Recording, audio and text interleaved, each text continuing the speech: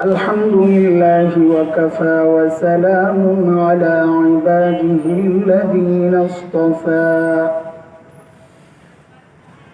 أما بعد فأعوذ بالله من الشيطان الرجيم بسم الله الرحمن الرحيم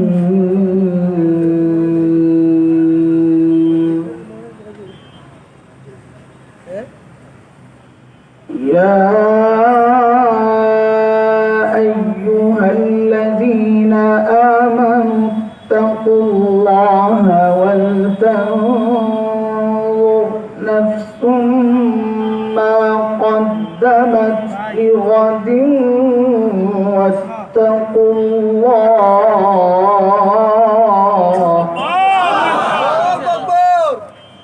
إن الله خبير بما تعملون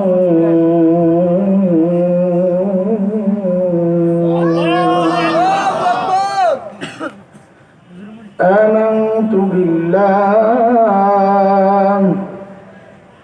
صدق الله العلي العظيم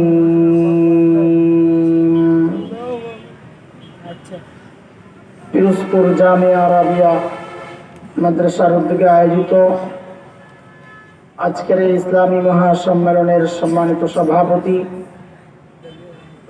উপস্থিত হযরত উলামায়ে ইকরাম মুরব্বিয়ান আযম দূর দূরান্ত থেকে আগত ইসলাম প্রিয় সুধী সমাজ প্রিয় ছাত্র ভাইয়েরা পর্দার আড়ালের মা ও বোন আল্লাহ সুবহানাহু ওয়া তাআলার অশেষ মেহেরবানি যে মালিক অত্যন্ত মায়া করে ভালোবেসে দ্বীনি এই মজলিসে আমাদেরকে একত্রিত করেছেন এটা অনেক বড় নিয়ামত কারণ কোরআন আল কারীমের মধ্যে আল্লাহ বলেন আমি যেই বান্দাকে দিন বুঝার মানসিকতা দান করি দিন বুঝার জন্য যার দিলটা আমি খুলে দেই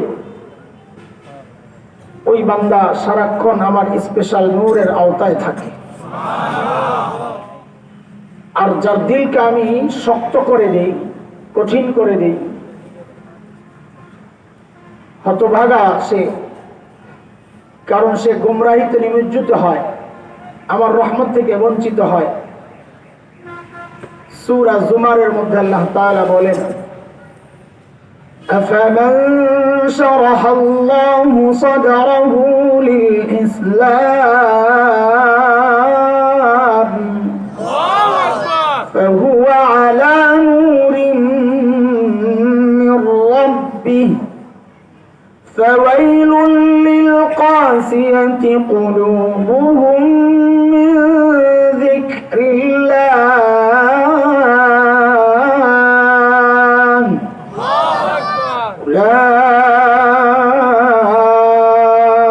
أولئك في ضلال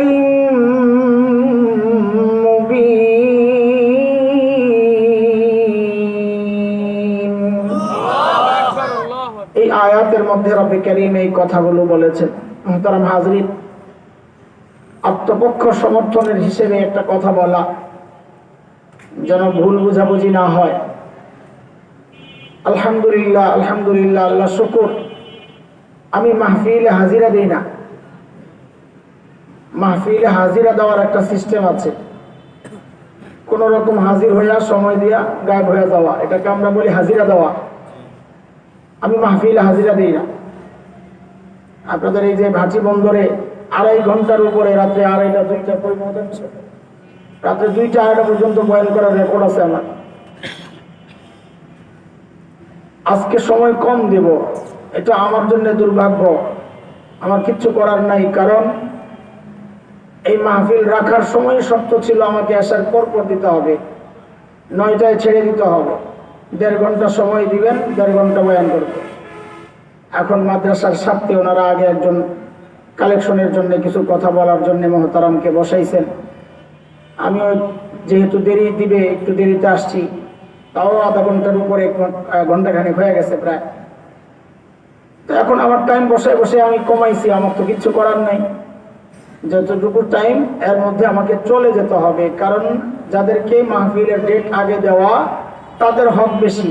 এনারা তো পরে যায় ভাগ বসাইছে, তো ভাগ বসানো ওয়ালাদেরকে টাইম যতটুকু বলা ওয়াদা এর চেয়ে বেশি আধা ঘন্টা বাড়াইছি। 9টা আমাকে ছেড়ে দেওয়ার কথা মাদ্রাসার স্বার্থে, যেহেতু মাদ্রাসার প্রোগ্রাম, মাদ্রাসার স্বার্থে আরো আধা ঘন্টা আজকে বিকাল বেলার পর রাজি হয়েছে যে ঠিক আছে মাদ্রাসার স্বার্থে আরো আধা ঘন্টা দিলাম। তো এখন দেখি ওই আধা ঘন্টা দেওয়ার পরেও আমার ভাগে 1 ঘন্টা জুটে নাই।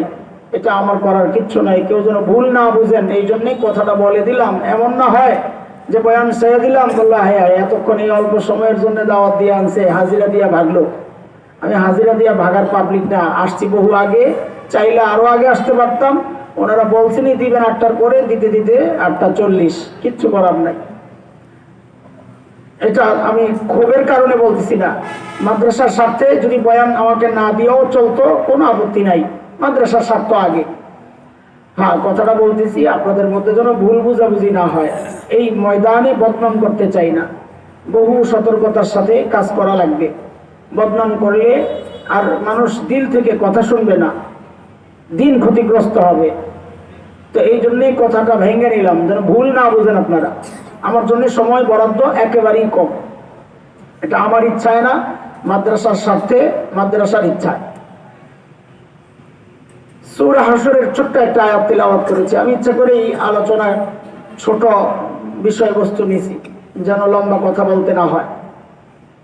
ছোট্ট একটা আয়াত তিলাওয়াত করছি, আর ওই আয়াতও মাথায় আসছে। আমার আগে মুহতারাম সাহাবায়ে কেরামের হালত নিয়ে কিছু কথা বলতেছিলেন, তো ভাবলাম ভাইও তো পুরো বয়ান করতে পারবে না, কালেকশনের জন্য খোঁচাবে যে শুরু করেন কালেকশন। আমিও বয়ান করতে পারবো না, 2টা মিল্লা জোড়া লাগাই, তো একটা হয়ে গেলেই হয়ে গেল। 2টা মিল্লা একটা, মাঝখানে কিছু কালেকশন হয়েছে আর কি মাদ্রাসার স্বার্থে। হ্যাঁ, বয়ান আজকে করবেন আমাদের মুফতি নোমান কাসিমি ভাই, না আজকে ঠিক আছে, নোমান কাসিমি সাহেব, একদম পুরা তরজুর বয়ান চলবে ইনশাআল্লাহ তাআলা। জওয়ানরা রেডি থেকে স্লোগান টোলোগান দেওয়ার জন্য। মাশাআল্লাহ, খুব তাগড়া মানুষ, বয়ানও খুব স্ট্রংলি করেন, ইলমি মানুষ, সব দিক দিয়ে পারফেক্ট ইনশাআল্লাহ তাআলা। সূরা হাশরের ছোট্ট একটা আয়াত তিলাওয়াত করছে। আল্লাহ তাআলা মুমিনকে, ঈমানদারকে ডাক দিয়েছেন, ইয়া আইয়ুহাল্লাযীনা আমানু, ও ঈমানদার। হযরত মুফতি শফি রহমাতুল্লাহ আলাইহি বলেন, এই ডাকটা বড় মায়ার ডাক, ভালোবাসার ডাক। আল্লাহ তাআলা কোরআনে বান্দাকে 2 ভাবে ডেকেছেন, এক ইয়া আইয়ুহান নাস, আর এক ইয়া আইয়ুহাল্লাযীনা আমানু। ইয়া আইয়ুহান নাস মানে হে মানুষ, আর এক হচ্ছে হে ঈমানদার। হযরত মুফতি শফি রহমাতুল্লাহ আলাইহি বলেন, এই 2 ডাকের মধ্যে অনেক পার্থক্য। কি পার্থক্য? বলে বাবা তার সন্তানকে ডাকার ক্ষেত্রেও এই পার্থক্য করেন।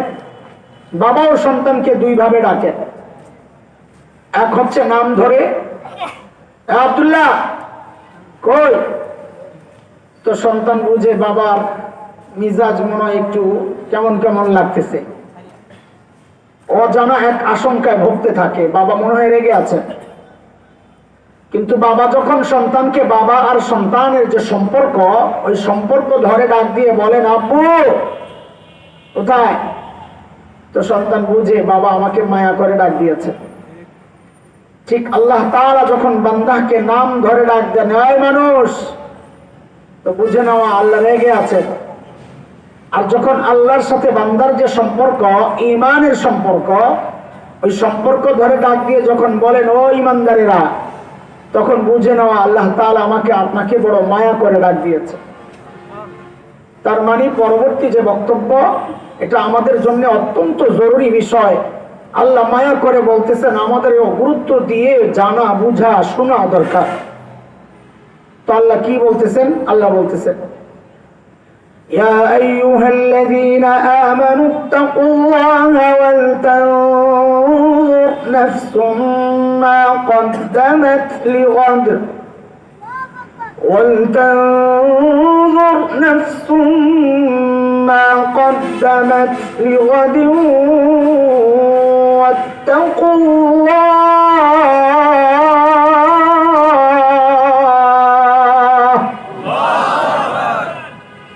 আল্লাহ বলতেছেন, ও ঈমানদারেরা, আল্লাহকে ভয় করো।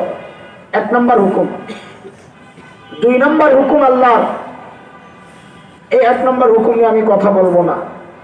2 নম্বর হুকুম আল্লাহর, ওইটাই আলোচনার মূল কথা, ছোট্ট কথা। ওয়ালতানজুর নাফসুম মা কদ্দামাত লিগাদ,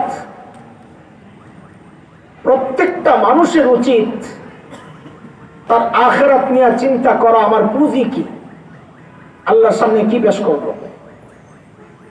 প্রত্যেকের চিন্তা করা উচিত যে আমি কি পুঁজি নিয়ে মালিকের সামনে দাঁড়াবো। এই মুহূর্তে যদি মৃত্যু হয়, প্রস্তুত কিনা? ভাই আমি তো প্রস্তুত না, আমারটা আমি জানাইয়া দিলাম।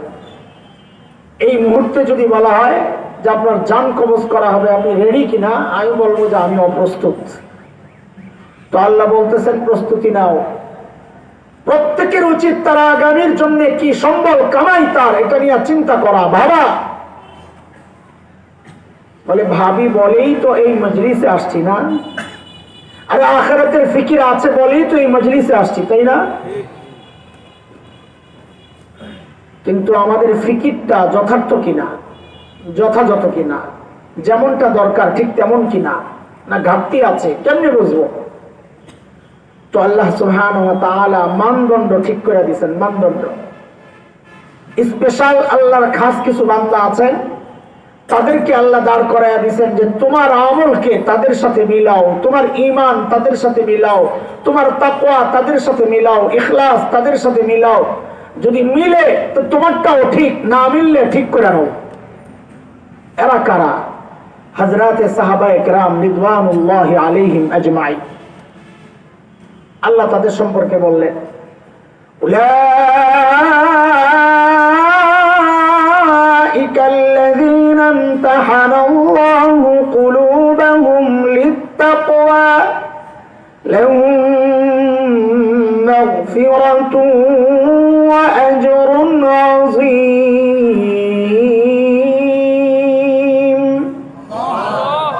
আল্লাহ বলেন সাহাবীদের তাকওয়ার পরীক্ষা আমি নিয়েছি, ওই পরীক্ষায় তারা পাস। সূরা তাওবার মধ্যে আসছে, আল্লাহ বলেন والسابقون الأولون من المهاجرين والأنصار والذين اتبعوهم بإحسان رضي الله عنهم ورضوا عنه وأعد لهم جنات تجري تحتها الأنهار خالدين فيها أبدا ذلك الفوز العظيم। আল্লাহ বলেন সাহাবীরা আমার উপর রাজি ছিল, আমিও রাজি, তাদের জন্য জান্নাত তৈরি করে রাখছি। সুবহানাল্লাহ। বলে তো আমরা, আমাদের কি হবে মালিক? তো আল্লাহ বলেন ওয়াল্লাযীনা ইত্তাবাউহুম বিইহসান, তোমার ঈমান যদি তাদের মতো হয়, তোমার আমল যদি তাদের মতো হয়, তাকওয়া যদি তাদের মতো হয়, তো তোমার জন্যও আমি জান্নাত তৈরি করে রাখব। সুবহানাল্লাহ। এই জন্য আমাদের আমলকে কাদের সাথে মিলাইতে হবে? এটা সোনার অক্ষরে লিখে রাখার মতো একটা কথা, ছোট্ট কথা। দুনিয়ার জিন্দেগিতে আমার আমল, ঈমান সাহাবায়ে কেরামের যত কাছাকাছি পৌঁছাইতে পারবো, আখিরাতে হাসরে আমি আপনি সাহাবীদের তত কাছাকাছি থাকতে পারবো। সুবহানাল্লাহ। হিসাব ক্লিয়ার। দুনিয়ায় যত দূরত্ব তৈরি হবে, ঠিক হাসরেও সাহাবীদের থেকে তত দূরে অবস্থান হবে আমাদের। বলে কাছে গেলি কি লাভ, দূরে গেলি কি লস? বলে হ্যাঁ, সাহাবীরা আল্লাহর প্রিয় মানুষ, জান্নাতের সুসংবাদ পাওয়া মানুষ, এদের কাছে গেলে আল্লাহ তোমার জন্য জান্নাতের বরাদ্দ দিবেন, এটা আল্লাহর ওয়াদা। এই জন্য আমাদেরকে সাহাবীদের জীবনের সাথে নিজের জীবনকে মিলানো দরকার। একরকম হবে না, কাছাকাছি নেওয়ার চেষ্টা করা। মৌলিক কিছু পার্থক্য আছে সাহাবীদের আমলের সাথে আমাদের আমলের, খেয়াল করেন মৌলিক পার্থক্য। সাহাবায়ে কেরাম আখিরাতের কাজ করতেন, দুনিয়ার কাজও করতেন। আমরা যারা নিজেদেরকে দিনদার মনে করি আমরাও আখিরাতের কাজ করি, দুনিয়ারও কাজ করি। পার্থক্য কোন জায়গায়? সাহাবায়ে কেরাম আখিরাতের কাজ করতেন, ফাঁকে ফাঁকে দুনিয়ার কাজ করতেন। আমরা যারা নিজেদেরকে দিনদার মনে করি আমরা দুনিয়ার কাজ করি, ফাঁকে ফাঁকে আখিরাতের কাজ করি। এটা হচ্ছে মৌলিক পার্থক্য। এটাকে যত ব্যালেন্সে আনা যায় ততই সাহাবীদের কাছাকাছি অবস্থান করতে পারবো ইনশাআল্লাহ। চলেন সাইয়েদনা আবু বকর রাদিয়াল্লাহু আনহুর আখিরাতের প্রস্তুতি সম্পর্কে একটু জানি। যেহেতু মাওলানা আবু বকর রাদিয়াল্লাহু আনহুর কথা আলোচনা করতেছিলেন, ওখান থেকেই মাথায় আসছে। বড় আজীব এক চরিত্র আবু বকর। তিনি যখন খলিফাতুল মুসলিমিন, আচ্ছা ওই কথায় পরে আসি। আবু বকরের মর্যাদা এটা শোনানোর জন্য কিছু কথা আগে বুঝি। তিনি যখন খলিফাতুল মুসলিমিন, আয় মালিক, দরবারে বিধবা অসহায় নারীদের লিস্ট থাকতো। স্বেচ্ছায় কেউ খেদমত করতে চাইলে নিজের নাম বসায় দিত যে আমি তার খেদমত করব। ওই সময় খেদমত কি? একটু পানি আইনা দেওয়া বাইরে থেকে, একটু ঘরটা ঝাড়ু দিয়ে দেওয়া, থালা বাসন এগুলোকে একটু ধুয়ে দেওয়া, এটাই ছিল কাজ, স্বেচ্ছায় করা। সাহাবায়ে কেরাম ওই সময় করতেন এগুলা, অসহায় মানুষের পাশে দাঁড়াতেন। কারণ নবী বলেছেন যারা ইয়তীম আর বিধবাদের কাফিল হবে, জিম্মাদার হবে, ওই ব্যক্তি আর আমি জান্নাতে পাশাপাশি থাকবো। ওরা কপাল মানুষ অন্য বিধবার খেদমত করবে থাক দূরের কথা, নিজের বিধবা মায়ের খেদমতই তো করে না। কপাল পোড়া, কপাল পোড়া। সাইয়েদনা আবু বকরের দরবারে বিধবাদের লিস্ট। একদিন হযরত ওমর আসছেন। ওমর কত বড় মানুষ, বুড়ির খেদমত করবে, কোন এক বুড়ির খেদমত করবে, এই নিয়তে আসছে। দেখেন আখিরাতের প্রস্তুতি, হালত আমাদের হালত মিলা।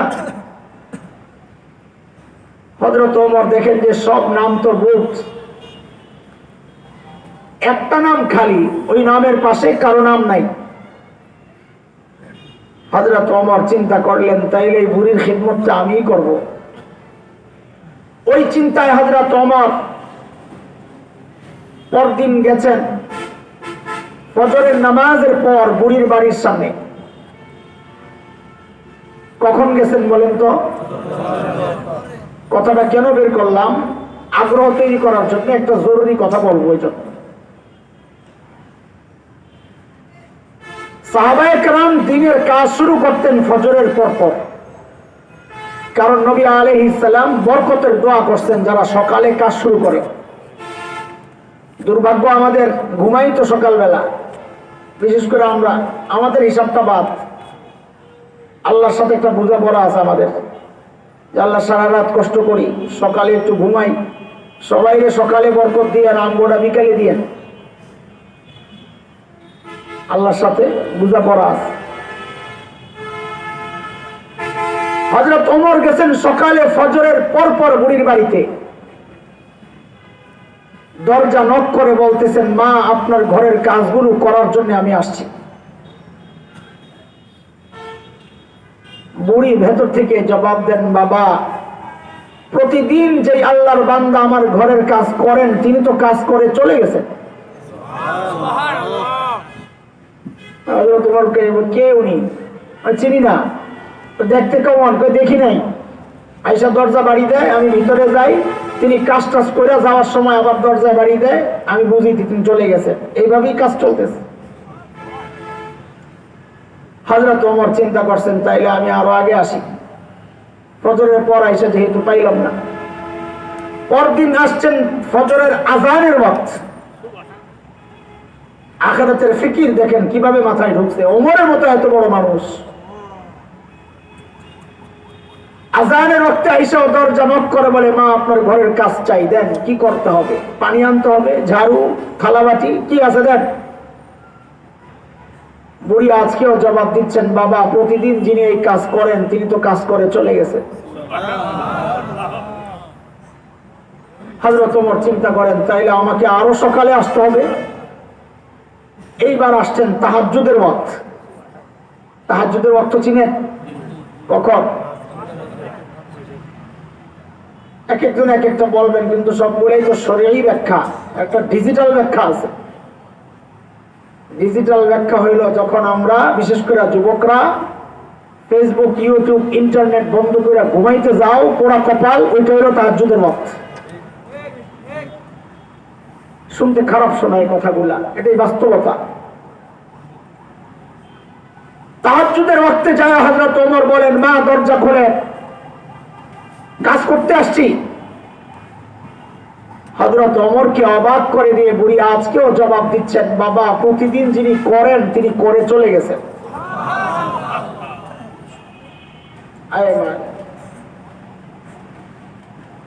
এইবার হযরত ওমরের টনক নড়ছে, আমার কাজ দরকার নাই, আগে এই বুজুর্গ বের করা লাগবে, কে এই গভীর রাতে আইসা কাজ করে, কাজ লাগবে না। ওই চিন্তায় হযরত ওমর পরদিন এশার নামাজের পর বুড়ির বাড়ির দরজার সামনে এক ঝোপের আড়ালে চুপচাপ বসে আছেন, দেখবেন কে আসে কাজ করার জন্য। আরে হযরত ওমর লক্ষ্য করলেন, গভীর রাত এক আল্লাহর বান্দা খালি পায়ে পা টিপে টিপে চোরের মতো বুড়ির বাড়ির দিকে আগাইতেছে। হযরত ওমর রেডি, আসেন, কে আপনি দেখি। যেই না কাছাকাছি আসছে, লাভ দেওয়া আসছে, এই বারান্তা, কে আপনি? আয় আল্লাহ, হযরত ওমরের আওয়াজ, রাত গভীর, মানুষ একা, এইরকম তিন সমস্যা আমার সামনে দাঁড়াইলে যদি বলতো এই কে, আমি তো কাপড় চোপড় নষ্ট করে ফেলতাম। কিন্তু হযরত ওমরের ওই আওয়াজে ওই ব্যক্তি ভয় পাবেন থাক দূরের কথা, হযরত ওমর যাকে দেখলেন দেখা নিজেই চমকায় গেছেন। দেখেন যে আর কেউ না, খলিফাতুল মুসলিমিন আবু বকর সিদ্দিক রাদিয়াল্লাহু।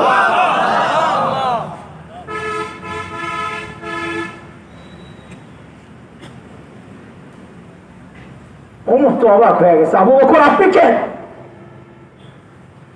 পায়ের দিকে তাকায় দেখে জুতা নাই। আমাদের মতো এত মসৃণ মাটি তো না, পাথরের গুড়া, কাটা কুটা, আরবে যারা গেছেন দেখছেন। খুব রাগ হয়ে গেছে ওমর। আবু বকরকে বড় মহব্বত করতেন, আমল নিয়ে একটু প্রতিযোগিতা করতেন, কিন্তু মহব্বত করতেন। ওমরের প্রস্তাবই তো আবু বকর খলিফা।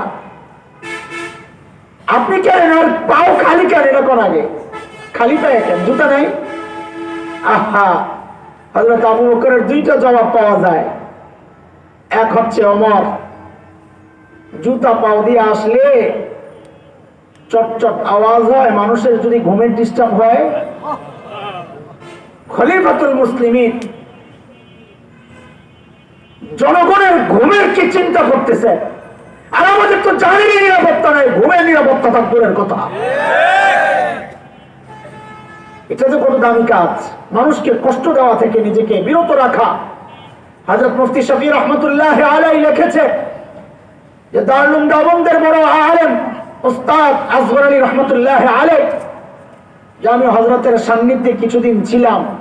বুজুর্গদের সান্নিধ্যে থাকা প্রত্যেক আলেমের জন্য জরুরি। এটা বলে যা শিখছি, আল্লাহু আকবার। একদিন দেখি মহল্লার একটা নির্দিষ্ট জায়গা পার হওয়ার সময় হযরত জুতাটা খুইলা, এক মুসলমান খেয়াল করে, প্রতিবেশীর ব্যাপারে কতটুকু সতর্ক থাকতে হয় যেন আমার দ্বারা কারো কষ্ট না হয়। মহল্লার একটা নির্দিষ্ট এরিয়া পার হওয়ার সময় আসগর আলী রহমতুল্লাহ আলাইহি জুতাটা খুইলা হাতে নিয়ে তারপর পার হন। কিছু দূর যায়া এরপর জুতাটা পরে। তো মুফতি শফি রহমতুল্লাহ আলাইহি বলেন, আমি জিজ্ঞেস করলাম, এখানে আপনি জুতা কেন খুলে? আরে মালিক, বড় আজীব কথা। হযরত আসগর আলী রহমতুল্লাহ আলাইহি বলেন, এই জায়গায় একটা পতিতার বাসা, অমুসলিম পতিতা, তখন তো একসাথে ব্রিটিশ পিরিয়ডে এক অমুসলিম পতিতার বাড়ি এটা। সে এক সময় খুব সুন্দরী ছিল, তার কাছে গ্রাহক আসতো। এখন বয়স হয়েছে, এখন আর গ্রাহক পায় না, কিন্তু সে অপেক্ষায় বসে থাকে কোন গ্রাহক আসবে। তো আমি যাওয়ার সময় যদি জুতার আওয়াজ পায়, পুরুষের জুতার আওয়াজ, সে আশাবাদী হবে, মনে হয় আমার কোনো গ্রাহক আসছে, আমি চলে যাব, সে কষ্ট পাবে, সে যেন এই কষ্টটা না পায়, আমি জুতা খুলে আস্তে করে চলে যাই। একটা পতিতাও যেন কষ্ট না পায়। আমাদের বুজুর্গরা ওই আয়াত পর্যন্ত করছেন, অথচ আমাদের কোনো টেনশন নাই। পাশের মানুষ ঘুমাইতে পারলো, অসুস্থ, কোনো টেনশন নাই, চলছে গাড়ি যাত্রা নাই। ইমানদার। হযরত ওমর বলেন, আবু বকর পায়ে জুতা নাই কেন? এক কারণ তো বললেন মানুষের ঘুমের ডিস্টার্ব হবে। দ্বিতীয় কারণ, ওমর জুতা পরলে চট চট আওয়াজ হয়, লোকে জেনে যাবে। আমি তো চাই কেবল আমার মালিককে জানাইতে, মাখলুককে জানাইতে চাই না। আমাদের তো আমলে মজাই আসে না কেউ না দেখলে, কেউ না দেখা পর্যন্ত আমলে মজাই আসে না, ভাবই তো আসে না। এইবার হযরত ওমর বলেন, আবু বকর বুঝলাম সারাদিন প্রশাসনিক কাজে ব্যস্ত থাকে, এই গভীর রাতে কাজ করার জন্য আপনাকে আসতে হয়, আমরা নাই, এই কাজগুলো আমাদেরকে দেওয়া যাইতো না। আবু বকর কি জবাব দিলেন দোস্ত? এই জবাবটা এখন দিব না। কেন? কারণ জবাবটার ওজন কত এটা বুঝতে হইলে আগে আবু বকরের ওজন বুঝা লাগবে। ব্যক্তির ওজনের উপর কথার ওজন ওঠানামা করে। রাস্তায় এক ভিক্ষুকের সাথে সাক্ষাৎ, আপনাকে বললো, এই কালকে দেখা করিস, খুশি করে দিব। আপনি মনে মনে হাসবেন, নিজে ভিক্ষা করে করে খায়, আবার আমারে খুশি করে। আর যদি মাননীয় এমপি সাহেব বলেন কালকে দেখা করিস, খুশি করে দিব, তখনও কি হাসবেন না আশাবাদী হবেন? কথা কিন্তু একটাই, ব্যক্তির ওজন বেড়ে গেছে, কথারও ওজন বেড়ে গেছে। একই বক্তব্য যদি মাননীয় প্রধানমন্ত্রী দেন কালকে দেখা করেও খুশি করে দেব, তা আপনারা কি করবেন জানি না, আমি তো সারা রাত ঘুমাবো না। আল্লাহ জানে কোন হাড্ডি আসতেছে কপালে। সুবহানাল্লাহ।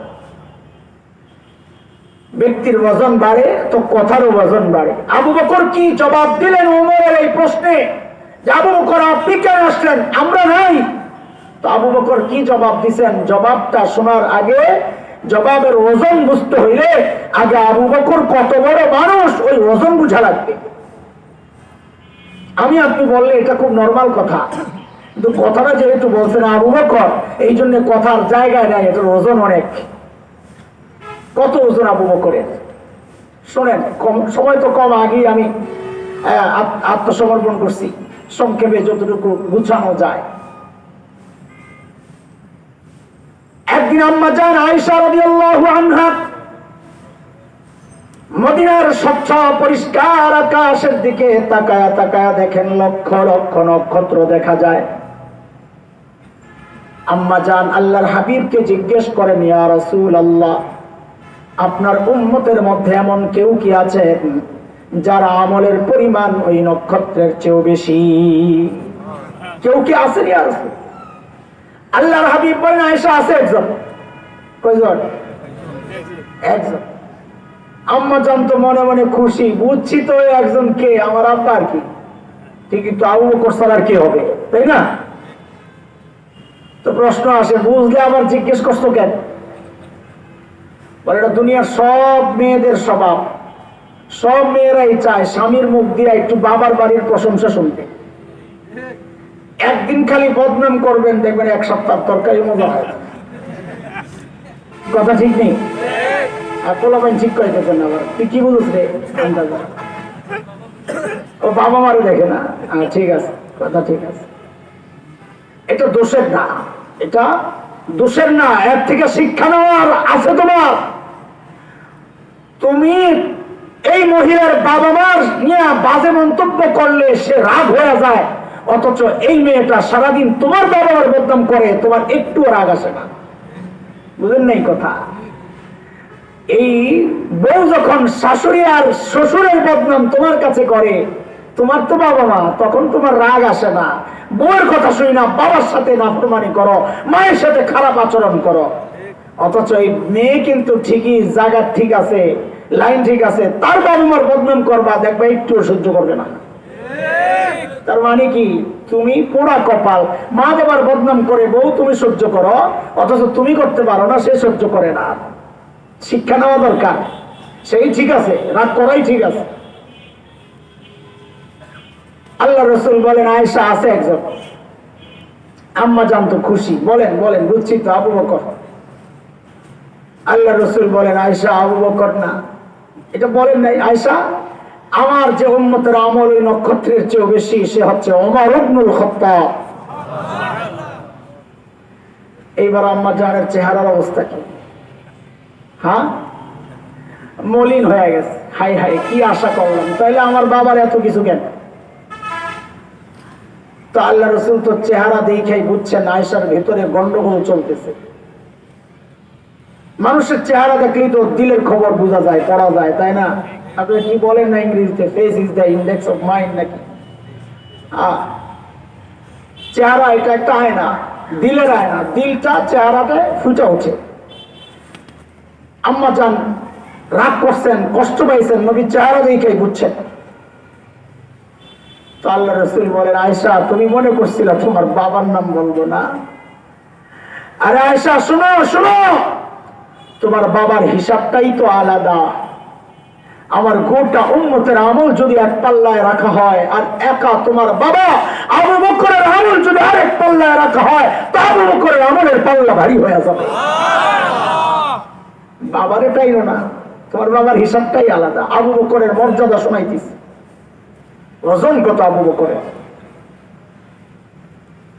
একদিন হযরত ওমর আসছেন, এসে বলেন আবু বকর, আপনার সাথে একটা লেনদেন করতে চাই। তা আবু বকর সরল সোজা মানুষ, কি লেনদেন করবেন দোস্ত আপনি? বলে আমার জিন্দেগির যত আমল আছে, ওমরের আমল কত, ওই নক্ষত্রের চেয়েও বেশি। মনে আছে না? সংখ্যায় না, এটা পরিমাণ। এক এক নক্ষত্র এই দুনিয়া থেকে হাজার লক্ষ গুণ বড়, ওই হিসাবে আমল ওমরের বেশি।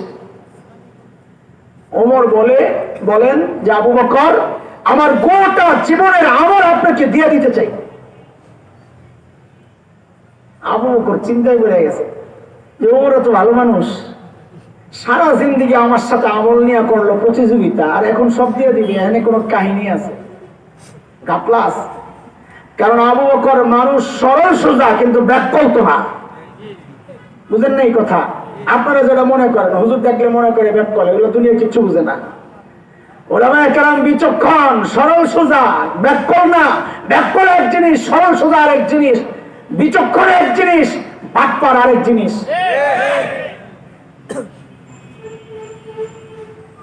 আসলে সবাই না, এটা কিন্তু কত সুন্দর কিছু কথা বলা যায়। তো আমাদের মুস্তাফা আল হুসাইনি রহমতুল্লাহ নাম শুনছেন আপনারা? অনেক বড় মুফাসসির ছিলেন।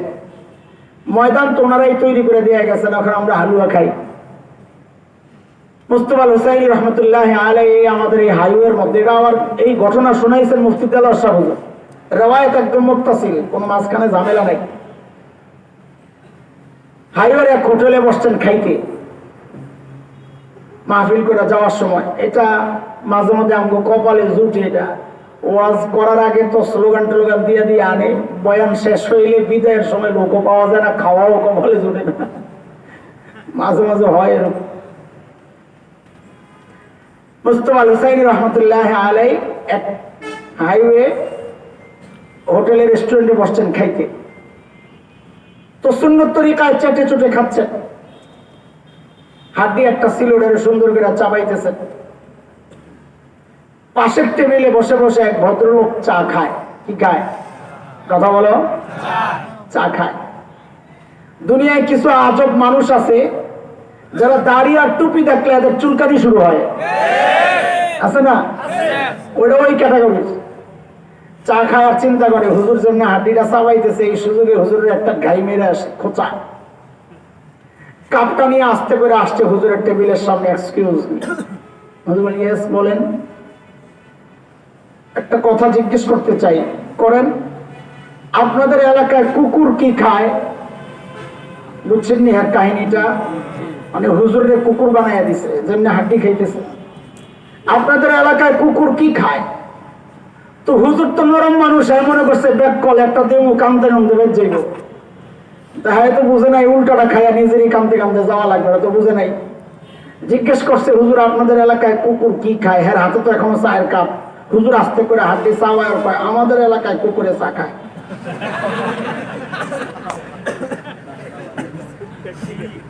এখন অবস্থাটা কি করে? আলেমরা সরল সোজা হয়, ব্যাকল হয় না, এটা মাথায় রেখে, নাহলে ধরা খাবেন জীবনে বহুবার। ঠিক কয় না সবগুলা, বুঝছেন না? মৌলবী যেগুলা ওগুলা ঠিক কয়, বাকিগুলা কয় না। এটা আদি করে এটা বদমাইশের আদি কথা। কাসেম নানুতুবি রহমাতুল্লাহি আলাইহি বিপ্লবী বীর, ইংরেজ বিরোধী আন্দোলনের অন্যতম সিপাহ সালার, দারুল দেওবন্দের প্রতিষ্ঠাতাদের একজন। দেওবন্দ মাদ্রাসার পাশে একটা ছোট্ট মসজিদ, ছাত্তা মসজিদ, ওই মসজিদে থাকে। ইংরেজরা টের পায়া ধরার জন্য চারদিক থেকে ঘেরাও করছে। ঘেরাও করে ভিতরে ঢুকছে, ঢুইকা দেখে এক আল্লাহর বান্দা, গেঞ্জি গায়ে, লুঙ্গি পরা, ঝাড়ু দেয়। উনি কাসেম নানুতুবি। তো এরা তো যায় ওই লোককে দেখা বুঝে নাই, মনে করছে এত বড় বিপ্লবী, অন্তত পেটটা তো ডানবাগি হুজুর মতো হওয়ার কথা। এত বড় বিপ্লবী, এইরকম নর্মাল মানুষ এত বড় বিপ্লবী। মুসলমান শরীর দিয়া কাম করে না, কলিজা দিয়া কাম করে। কথা কই? আমগো শরীর দেখছো তোমরা, আমগো কলিজাটা দেখো নাই। যায়া জিজ্ঞেস করতেছে, কাসেম নানুতুবি কে? কাসেম নানুতুবি কার? এখন কাসেম নানুতুবি যদি জবাব দেন নেই হো, আমি কাসেম নানুতুবি, তো পিঠা খাওয়া লাগবে, গ্রেফতার হওয়া লাগবে। আর যদি বলেন মুঝে পাতা নেই, আমি জানি না, তো মিথ্যা কথা হয়। কাসেম নানুতুবি কি বিচক্ষণ মানুষ, বলতেছিলাম আলেম ব্যাকল হয় না, এটা বুঝাইতেছি। কাসেম নানুতুবি কি করছেন? যেই জায়গায় দাঁড়ায়া ছিলেন ওখান থেকে একটু সরছেন। ভাবটা এমন নিছেন, প্রথম কথাটা বুঝে নাই। সৈরাই বলে, হ্যাঁ কি আবার? ও আচ্ছা, কাসেম নানুতুবি, ও কাসেম নানুতুবি খুঁজে, ও আচ্ছা, ও তো আবি হাতে যেই জায়গায় দাঁড়ায় আসিলেন, এখন তো সরছে, তো জায়গাটা খালি হয়েছে না? তো ওই জায়গার দিকে ইঙ্গিত দিয়া বলতেছে, ইশারা দিয়া, ও তো আবি হাতে, উনি তো একটু আগে এখানেই ছিলেন। কথা তো ঠিকই আছে, একটু আগে এখানে ছিলেন, এখন শরীর আসতে না জায়গা থেকে। ইংরেজরা মনে করছে একটু আগে ছিল, এখন তো পালায় গেছে। এটা আলেমের বিচক্ষণতা। হযরত আবু বকর মানুষ ব্যাকল না, সরল সোজা। সূরা লাহাব যখন নাযিল হয়েছে, এর মধ্যে আবু লাহাবের বিবির কথাও আছে, তোরও সাইজ করা হবে। উম্মে জামিল বিনত হারব ইবনে উমাইয়া, বেডি তো শুই না, মাথা খারাপ।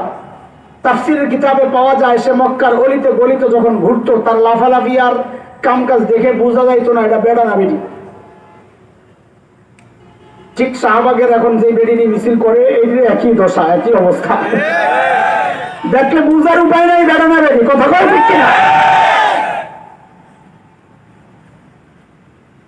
সবগুলাই আবু জাহেলের বউ, ওগুলা ওই যুগের, এগুলা এই যুগের।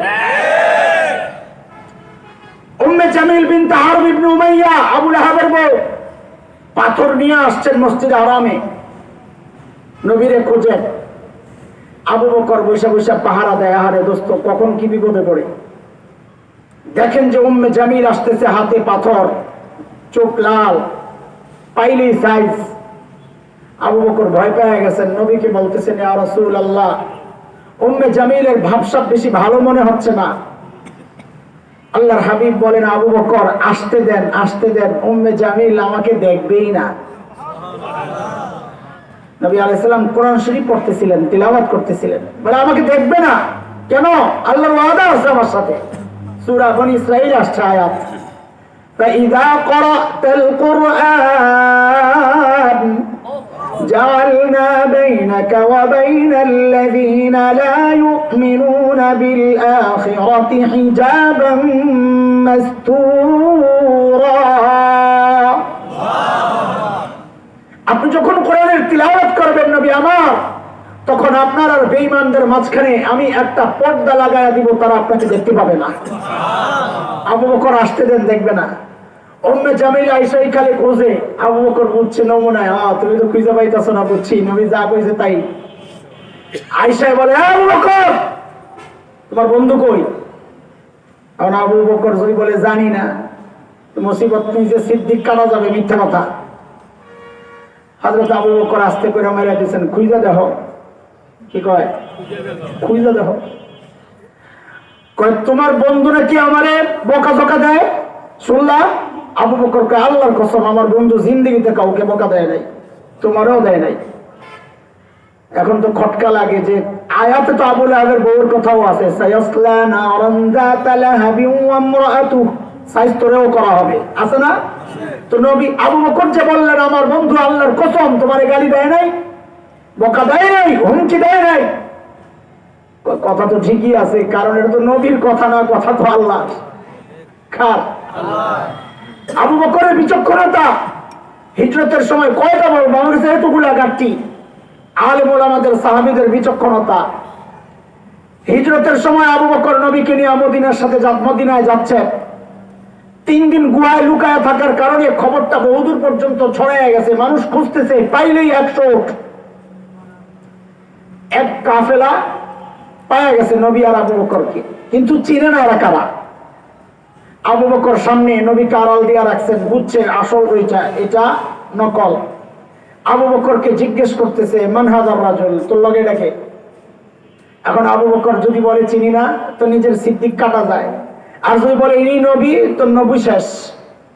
সাইয়েদনা আবু বকর কি সহজে আস্তে করে একটা জবাব মাইরা দিয়েছেন, হাযার রাজুল ইয়াহদিনি, ইনি একজন মানুষ আমার রাস্তা দেখায়। তো এরা মনে করছে সফরের হালতে আছে, রাস্তা দেখায়, গাইড। কিন্তু আবু বকর তো মনে মনে নিয়ত করছেন ইয়াহদিনি ইলাল জান্নাহ, তিনি আমাকে জান্নাতের রাস্তা দেখান। আবু বকরের বিচক্ষণতা।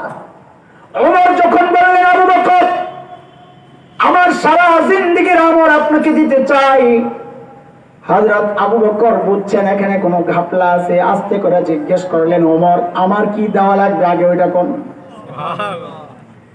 ওমর বলে আবু বকর বেশি কিছু চাই না, আপনি ভয় পায়েন না, বেশি কিছু চাই না। বলে কমটাই কি বলেন না। বলে আবু বকর ওই যে হিজরতের সময় 3 রাত যে গুহার মধ্যে ছিলেন, ওই 3 রাত আমাকে দিয়ে দিবেন, বিনিময়ে আমার সারা জিন্দেগীর আমল আমি আপনাকে দিয়ে দিব। এটা দোস্ত বুঝার জিনিস যে ওমর এমন কি টের পাইছেন। গোমর সাইয়েদনা ওমর কি টের পাইলেন গোমর যে 3 দিনের আমল আমার সারা জিন্দেগীর আমলের চেয়ে দামি, কি সেটা বোঝার জন্য একটু গুহার ভিতরে ঢোকা লাগবে। চলেন যাই, কথা লম্বা করতেছি না, দ্রুত গুহায় ঢুকে যাব। নবী আর আবু বকর গুহায়, কাফেররা খুঁজতেছেন, গুহার মুখের মধ্যে ঘুরতেছে। আবু বকর দেখতেছেন টেনশন আর পেরেশানি। এটাও বোঝা দরকার আবু বকরের পেরেশানি নিজের জন্য না, কার জন্য? আরে আবু বকরের কথা কি বলবো, তার পরিবারটার হালত শোনেন না। ছোট্ট আসমা নবী আর আবু বকর যখন গুহায়, আরে ভাই গুহা ওই 2, 3, 4 তলা 5 তলা 10 তলার গুহা না। আমি হেরা গুহায় ঢুকছি, এটা অনেক উঁচা, ঢুকছি, কিন্তু সুর গুহায় ঢোকার নিয়তে বহুবার পাহাড়ের গোড়ায় গেছে।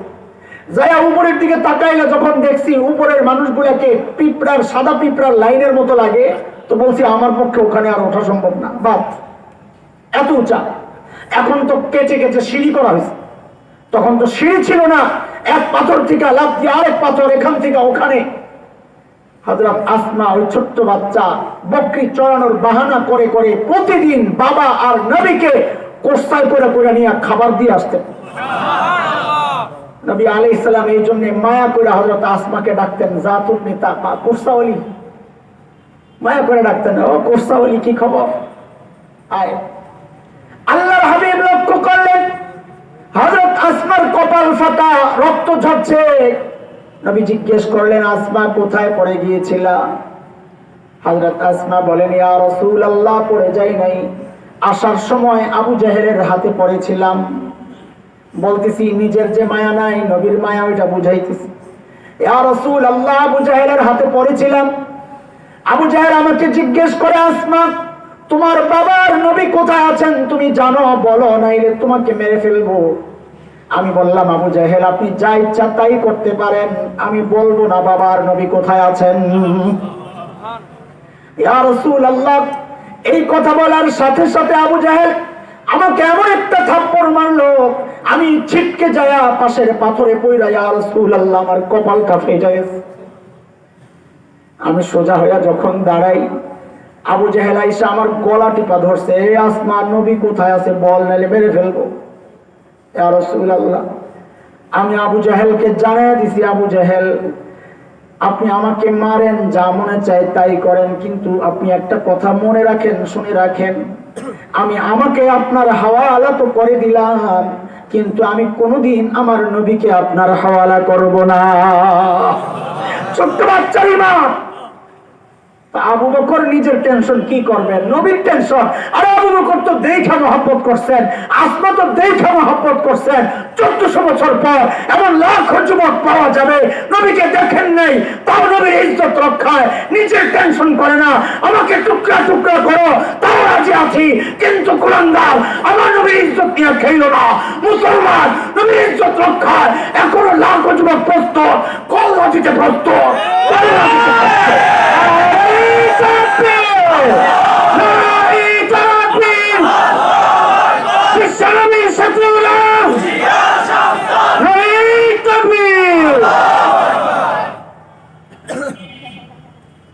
আল্লাহর হাবিব উঠে দেখেন আবু বকরের চেহারার মধ্যে চিন্তার ছাপ।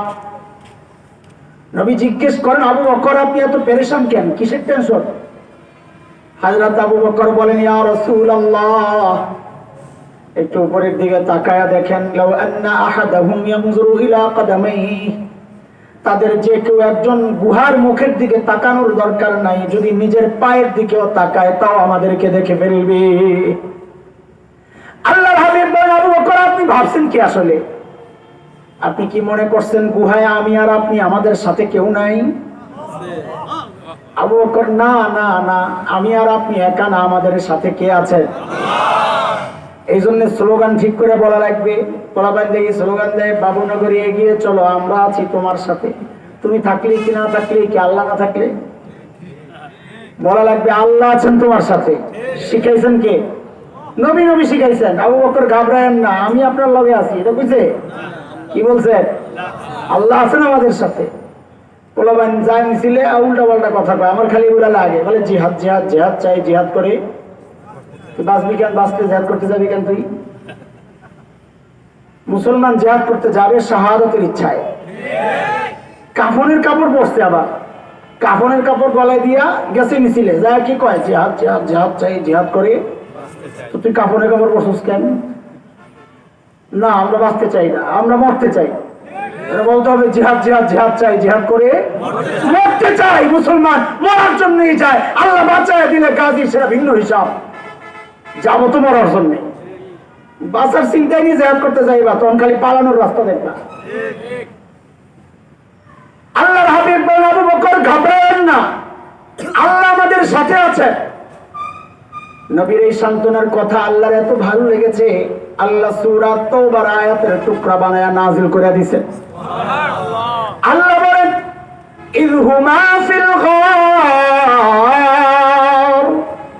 ইয ইয়াকুলু লিসাহিবিহি লা তাহজান ইন্নাল্লাহা মা'ানা।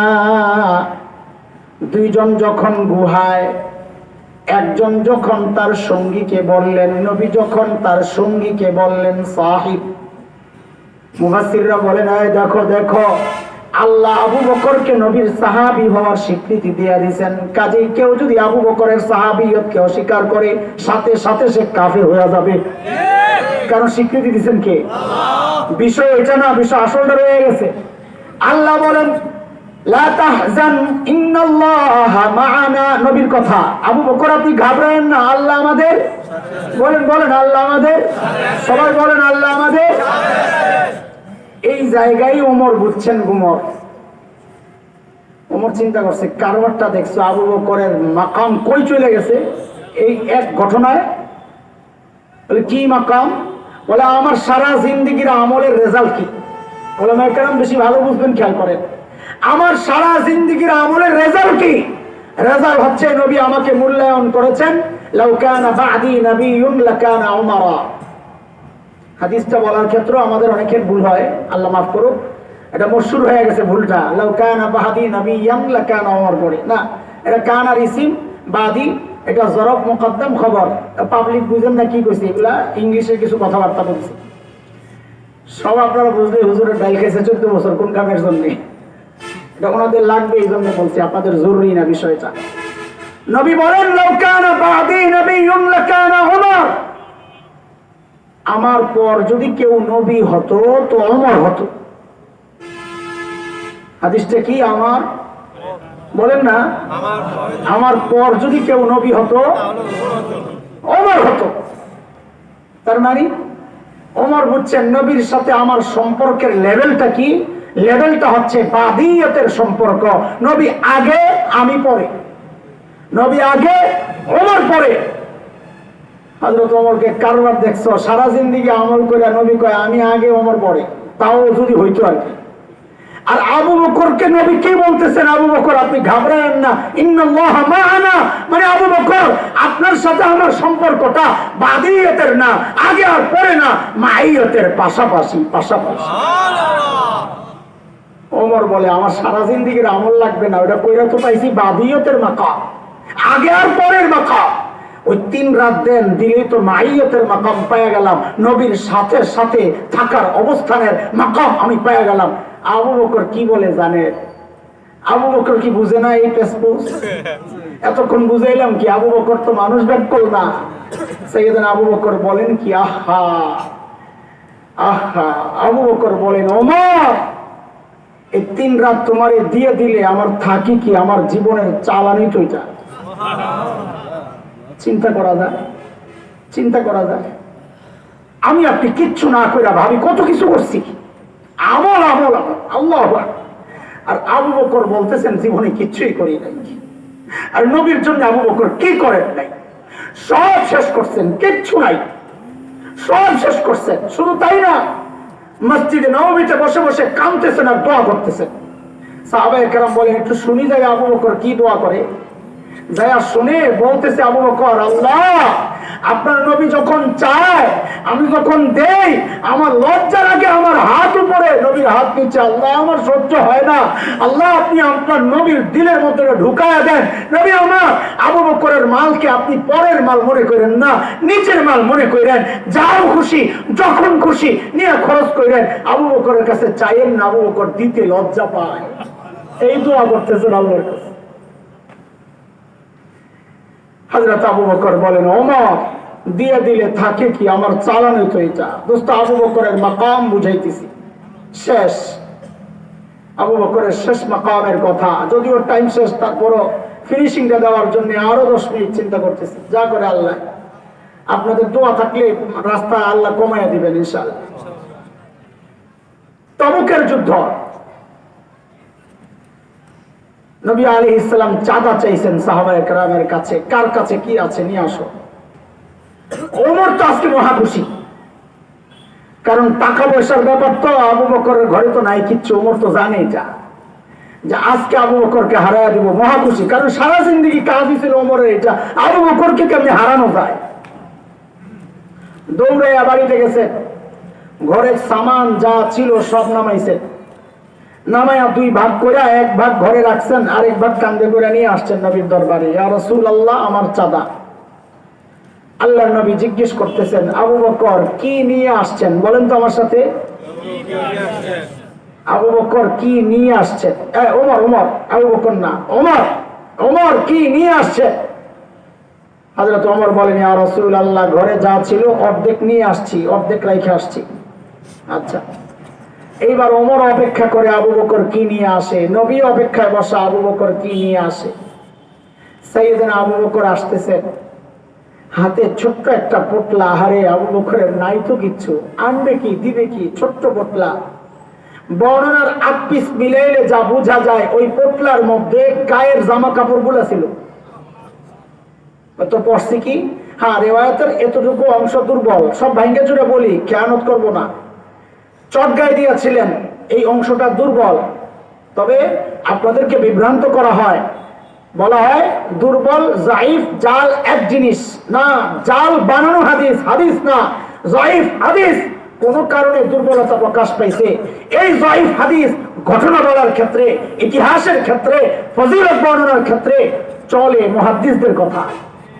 যারা বলেছেন যায়ীফ তারাই বলেন চলবে, চালাও, অসুবিধা নেই। সাইয়েদনা আবু বকরের গায়ে চট লাগাইছেন কি দিয়া? খেজুর গাছের কাটা